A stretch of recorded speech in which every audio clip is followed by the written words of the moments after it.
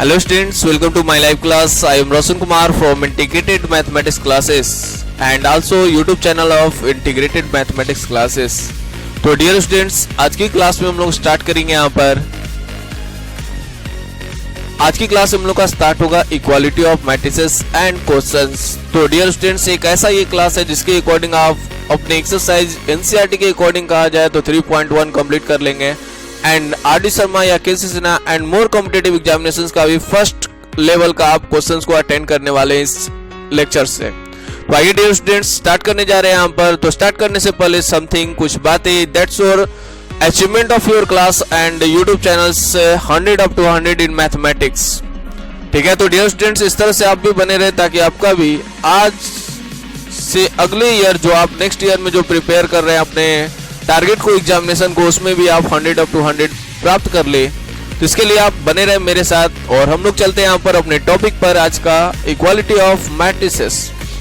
Equality of matrices dear students क्या होता है यहाँ पर, इसके बारे में हम लोग आज जानेंगे। इक्वालिटी मतलब मैट्रिसेस मींस होता है 2 और मोर देन 2 मैट्रिसेस। ठीक है, तो उन दोनों के या दो से अधिक के बीच में हम लोग इक्वल का साइन कब पुट करेंगे यहाँ पर। आज की क्लास में ये इंट्रोडक्शन है, ये कॉन्सेप्ट हम लोग डील करने वाले हैं। मतलब दो या दो से अधिक मैट्रिसेस को इक्वल हम लोग कब कहेंगे, इसके बारे में हम लोग जानना शुरू कर रहे हैं। ठीक है, तो डियर स्टूडेंट्स कॉन्सेंट्रेट। तो फर्स्ट है इक्वालिटी ऑफ मैट्रिसेस। सबसे पहले हमने दो मैट्रिसेस ले लिया यहाँ पर, A equal to A I J M by कितना यहाँ पर n। ठीक है, जनरल फॉर्म में इस तरह से मैट्रिक्स को लिखते हैं यहाँ पर।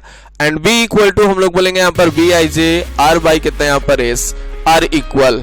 मतलब ये दो मैट्रिसेस को हम लोग बोलेंगे यहाँ पर इक्वल होगा इफ, यदि। कब बोलते हैं यहाँ पर, कॉन्सेंट्रेट। सबसे पहले हम लोग बोलते हैं यहाँ पर m जो होता है वो टोटल नंबर ऑफ रो होता है और n जो होता है यहाँ पर टोटल नंबर ऑफ कॉलम्स होते हैं। m क्या होता है, total number of row and n होता है टोटल नंबर ऑफ कॉलम्स। ठीक है, तो डियर स्टूडेंट्स, इसमें भी नंबर ऑफ रो कितना यहाँ पर r एंड अगला नंबर ऑफ कॉलम्स जो है कितना यहाँ पर s। ठीक है, एंड इसका इनसाइड का एलिमेंट जो है A I J, ith row and jth column का एलिमेंट है ए आई जे, इसका ith row and jth column का एलिमेंट है बी आई जे। तो ये क्यों बताया, क्योंकि मैं अब यूज करने वाला हूँ यहाँ पर इस टर्म्स का, कॉन्सेंट्रेट। यहाँ पर हम लोग बोलते हैं यहाँ पर दो मैट्रिसेस को इक्वल कहा जाता है कब, जब हम लोग फर्स्ट कंडीशन पे आते हैं यहाँ पर m इक्वल टू r होता है। That's your m and that's your r। m means होता है total number of row from A matrix and r is also total number of row but in B matrix. ठीक है, तो यहाँ पर यह दोनों का रो का संख्या, इन द सेंस हम लोग बोल सकते हैं यहाँ पर दोनों का रो का संख्या क्या होना चाहिए, बराबर, जिससे कंपैरिजन कर रहे हैं इक्वालिटी के लिए। तो हम लोग बोल सकते हैं dear students, the number of rows in A is equal to the number of rows in B। मतलब दोनों में रो की संख्या क्या होने चाहिए, बराबर होने चाहिए। ठीक है, that means m equal to r होने चाहिए। Second condition is that n equal to कितना यहाँ पर s, मींस इसका नंबर ऑफ n क्या है यहाँ पर, हमने अभी जस्ट डील किया था, यहाँ पर नंबर ऑफ कॉलम्स है और इसमें s क्या है, तो it is also number of columns in B। ये A में रिप्रेजेंट कर रहा है तो यह B में, यानी कि यह फर्स्ट मैट्रिक्स में रिप्रेजेंट कर रहा है तो यह सेकंड मैट्रिक्स में।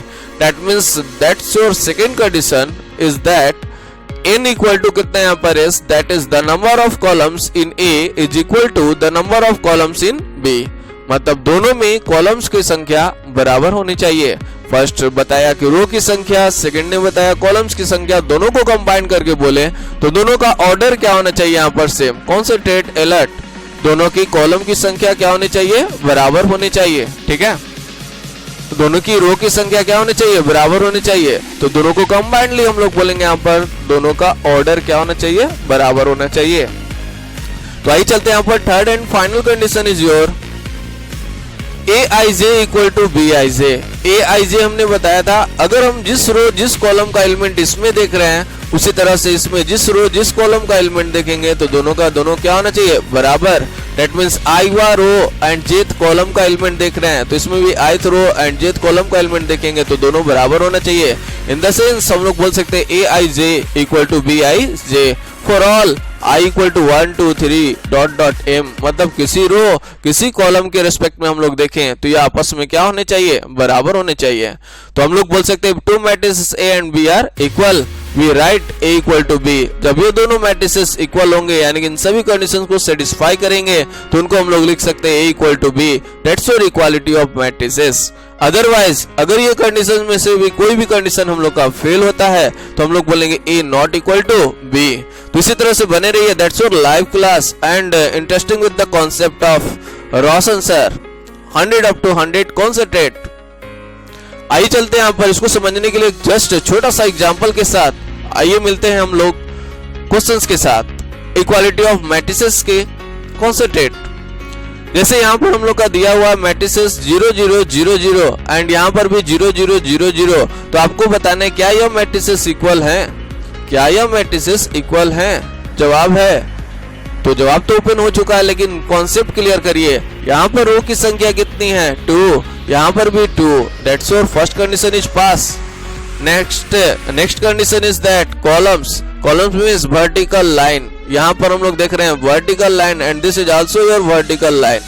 How much vertical line in first matrix 2 and this matrix 1 2 and 3। Therefore यहाँ पर 3 columns and it has 2 columns. So columns are different, that means orders are different. Therefore हम लोग बोल सकते हैं यहाँ पर not the same matrices. Element 0 0 है लेकिन क्या ऑर्डर सेम है? नहीं। First condition is that orders are same. मतलब दो मैट्रिसेस को हम लोग इक्वल तब बोलेंगे जब इनके ऑर्डर्स जो होंगे वो इक्वल होंगे तब, अदरवाइज नहीं। Dear students be concentrate. Order क्या होना चाहिए? सेम। रो की संख्या सेम एंड आल्सो कॉलम की संख्या सेम। देन एलिमेंट्स पे हम लोग यहाँ पर एंट्री लेंगे। ठीक है, तो आइए चलते हैं यहाँ पर नेक्स्ट क्वेश्चंस की और इक्वालिटी ऑफ मैट्रिसेस के कॉन्सेंट्रेट। यहाँ पर हम लोग का दिया हुआ है। अब आप लोग को कमेंट बॉक्स में तैयार हो जाइए। यहाँ पर आपको बताना है ABCD का मान, ABCD का मान बताना है। तो सबसे पहले आपको ये दे दिया गया कि यह दोनों मैट्रिसेस इक्वल है, तो A, B और C और D का मान निकालना है। तो फर्स्ट ऑफ ऑल क्या यह इक्वल होने के लायक है? क्वेश्चन का बोलने का अंदाज था, आपको समझकर अपना निकालना है। यहाँ पर कितने रो हैं? 2 रो हैं। यहाँ पर कितने रो हैं? 2 रो हैं। कितने कॉलम्स हैं? 1 2। यहाँ पर भी कितने कॉलम हैं? 1 2। That's your order are same. अब आता है बारी ABCD निकालने का। एकदम निकाल सकते हैं यहाँ पर क्योंकि कॉरस्पॉन्डिंग एलिमेंट्स अब इक्वल होंगे। That means A equal to कितना होगा? 1 एंड B इक्वल टू -2। अब हम नहीं बोलेंगे, कमेंट बॉक्स में जाइए जल्दी से C और D का वैल्यू बताइए। जल्दी जल्दी जल्दी फटाफट, कुछ लोगों का आना शुरू हो गया। Very good. एंड D का वैल्यू जल्दी से, C और D दोनों का वैल्यू आउट करिए। जी जी जी, वेरी गुड। चलिए देखते हैं अब हम अपने आंसर के अनुसार कॉन्सेंट्रेट।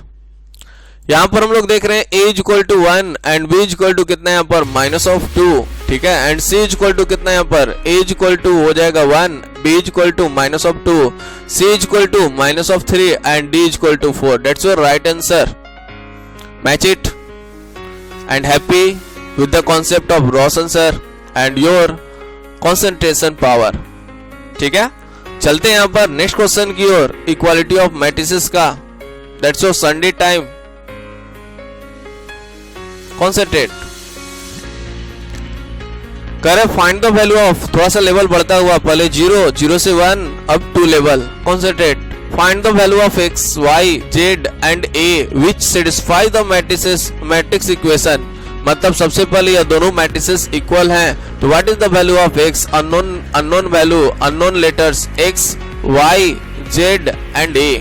हमें निकालना है x, y, z और a का वैल्यू। कैसे यहाँ पर निकालेंगे डियर स्टूडेंट? कॉन्सेंट्रेट मेरे साथ बने रहें, मैं आपको सिखाऊंगा 110%, ताकि 10% लॉस होने के बाद भी आपके पास 100% बना रहे। यहाँ पर हम लोग देख रहे हैं 1, दैट्स योर 2। कितने रो हैं? 1 2। इसमें कितने हैं? 1 2। Clear? And next one is columns 1 2 then also 1 2। ठीक है, तो इस तरह से हम लोग का कॉलम्स और रो इक्वल है, that means orders are same. Then condition is that corresponding elements are equal. मतलब x + 3 किसके इक्वल होना चाहिए? 0 के। 2y + x किसके इक्वल होना चाहिए? -7 के। और यहाँ पर z - 1 किसके बराबर होना चाहिए? 3 के। एंड 4a - 6 किसके बराबर होना चाहिए? 2a के। इसी तरह से कंपैरिजन करने के बाद हम लोग पाते हैं, ठीक है, concentrate orders are same, then corresponding elements are equal. Then हम लोग के पास मिलता है x + 3 = 0, 2y + x = -7, z - 1 = 3 and 4a - 6 = 2a। Clear ना? तो कॉन्सेंट्रेट, तो x इक्वल टू क्या होगा, x y z का वैल्यू निकालना है तो x equal to -3 and x का वैल्यू -3 तो इस साइड जाएगा तो कितना हो जाएगा -4, y का वैल्यू -2, z का वैल्यू निकालिए, यहाँ से क्लियर करिए जल्दी से, z का वैल्यू z या -1 इधर चला जाएगा +1 यानी z इक्वल टू 4, ठीक है। एंड 4a इधर आया 2a तो 2a equal to 6, a equal to 3। तो आते हैं लास्ट से शुरू की ओर कॉन्सेंट्रेट आंसर के लिए। a इक्वल टू कितना आया था अभी तुरंत याद होगा 3, x इक्वल टू कितना आया था -3, y equal to -2 and z equal to 4। तो इस तरह से आपका हमने दे दिया result a, x, y and z। Clear है, समझ में आया तो y, नहीं समझ में आया तो नो n टाइप करें फटाफट कमेंट बॉक्स में जाकर दैट्स योर लाइव क्लास, ताकि मैं बढ़ता रहूं अपने कॉन्फिडेंस के साथ और आपको बढ़ाता रहूं फटाफट। चलिए थैंक यू। एंट्री करते हैं नेक्स्ट एग्जाम्पल में। नेक्स्ट एग्जाम्पल आपका बनता है ए मैट्रिक्स हैज। अब ये क्वेश्चन बेस्ड है आपके एक्सरसाइज पर। कल की क्लास में पूरा अपना क्वेश्चंस बनाकर आना है, जिसके पास जो बुक है, ऐसे एनसीईआरटी बुक हम कल डील करने वाले हैं, ठीक है। आप कोई भी लेवल के बुक के लिए हम आपको छूट देते हैं, that's your class for any book allow, ठीक है। आइए concentrate. A matrix has 16 element, एक मैट्रिक्स के पास 16 एलिमेंट्स हैं। What is the possible number of columns it can have. तो इसके पास पॉसिबल कॉलम्स क्या क्या हो सकते हैं जब ये 16 एलिमेंट होंगे। तो क्वेश्चन है आपके पास एक मैट्रिक्स, आपके पास होगा पॉसिबल ऑर्डर्स निकालने का कॉन्सेप्ट। एक्सरसाइज में आपको मिलेगा पॉसिबल ऑर्डर फॉर हायर फंडा, या क्वेश्चंस तैयार किया गया है, कॉलम्स पे अटैक किया जा रहा है। तो आइए डियर स्टूडेंट, सबसे पहले हम लोग कहाँ जाएंगे इस क्वेश्चंस में, एक बार फिर से क्वेश्चंस को देखते हुए slowly. A matrix has 16 element. अगर किसी मैट्रिक्स के पास 16 एलिमेंट हो, what is the possible number of, यानी कि पॉसिबल नंबर्स इसके क्या होंगे, of the columns it can have, इसके कॉलम्स पॉसिबल कितने होंगे। तो आइए ध्यान से, इस मैट्रिक्स में जिसमें 16 एलिमेंट कंटेंट किए हुए हो, तो इसके कॉलम्स क्या क्या हो सकते हैं।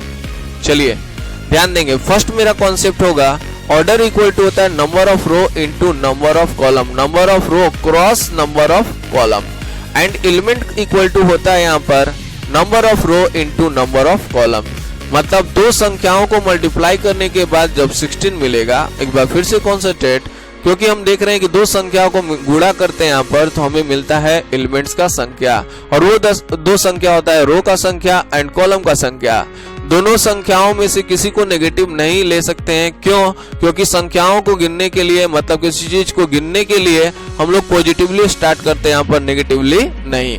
तो अलर्ट हुआ, कॉन्सेप्ट बना कि कोई भी वैल्यू हम लोग का नेगेटिव नहीं आएगा, ठीक है। और अगर मैट्रिक्स तैयार कर रहे हैं तो जीरो का संभावना नहीं है, मिनिमम इसका होगा 1, मैक्सिमम जहां तक हो जाए। तो इसके अकॉर्डिंग 16 एलिमेंट हमें कंटेंट करने हैं यहाँ पर। तो 16 एलिमेंट के लिए हम लोग के पास क्या क्या पॉसिबिलिटी हो सकती है।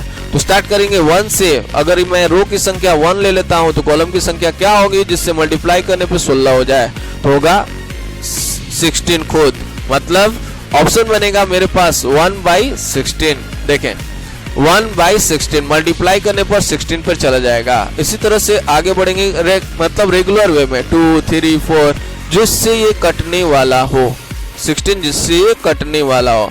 जैसे यहाँ पर 2 इंटू कितना, यहाँ पर 8, तो कितना हो गया, 2 लिए तो क्या होगा 8। क्यों? क्योंकि 16 लाना है।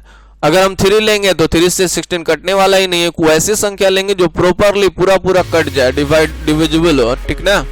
तो यहाँ पर अगेन हम लोग लेंगे यहाँ पर 4। अगर हम लोग ले रहे हैं तो 4 से 16 कटेगा 4 टाइम्स में, डेट्स 4/4, ठीक ना। 3 मतलब 4 के बाद 5 नई डिविजुअल है, 6 नई डिविजुअल है, 7 से नई डिविजुअल है, 8 मिलेगा।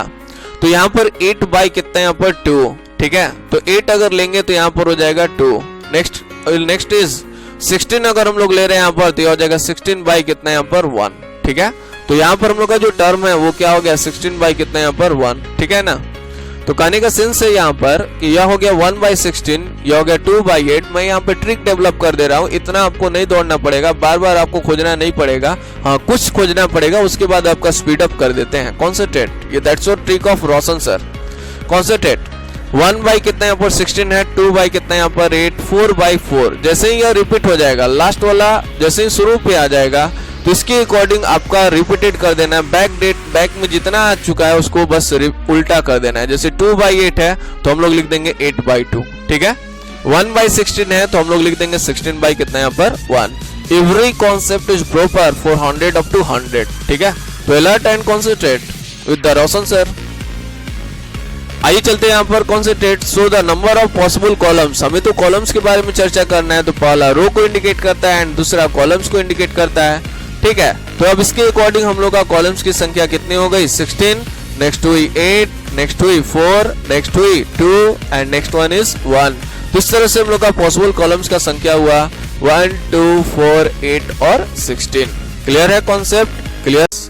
0 investment innovation for education initiative, a platform for the teachers by the teachers. मतलब एक टीचर्स के द्वारा एक टीचर को दिया गया सर्टिफिकेट है ये, जिसके अकॉर्डिंग मैंने कुछ जीरो मतलब बिना खर्च किए मैंने एक आइडिया दिया, जिसके अकॉर्डिंग यह क्लास को सम्मानित किया गया है यहाँ पर। मतलब क्लास को सम्मानित करने का सेंस इन द सेंस आपके रोशन सर को सम्मानित किया गया है यहाँ पर JIIEI के द्वारा, ठीक है। तो इसके अकॉर्डिंग यानी जीरो इनोवेशन अवार्ड के द्वारा आपको सम्मानित किया गया है, जो अरविंदो सोसाइटी के द्वारा मतलब प्रोवाइड किया गया है। तो इस तरह से ये मामूली क्लास नहीं है, यानी कि हमेशा थिंकिंग की ओर लगा रहता है यहाँ पर, आप लोग के मेहनत करने के लिए यहाँ पर तत्पर रहता है। तो आप लोग इसी तरह से बने रहें। Thank you for my live class, visiting my live class and इसी तरह से बने रहें, लगे रहें, ताकि मैं आपको एक अच्छे से कॉन्सेप्ट पर, एक अच्छे से ट्रैक पर पढ़ाते हुए बढ़ाते हुए आपको एक अच्छे से नौकरी को दिलवा सकूं, ठीक है। Thank you, bye bye dear students.